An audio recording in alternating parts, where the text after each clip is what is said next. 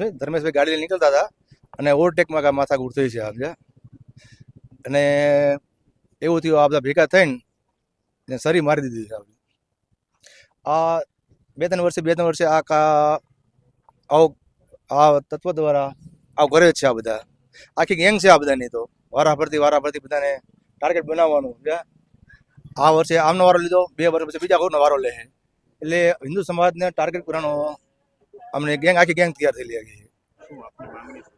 હું સરકાર પાસે એવી માંગણી કરું છું કે આવા તત્વોને કડકમાં કડક સજા થવી જોઈએ કે ભવિષ્યમાં કોઈ હિન્દુ સમાજને આવી ઘટના ના બનવી જોઈએ.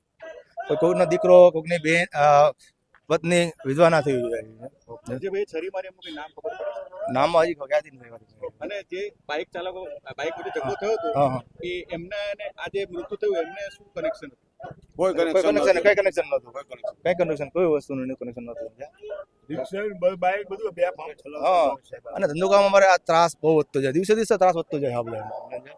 સરકાર દ્વારા એક જ માંગણી છે, આ ત્રાસ અમારે બંધ થવો જોઈએ.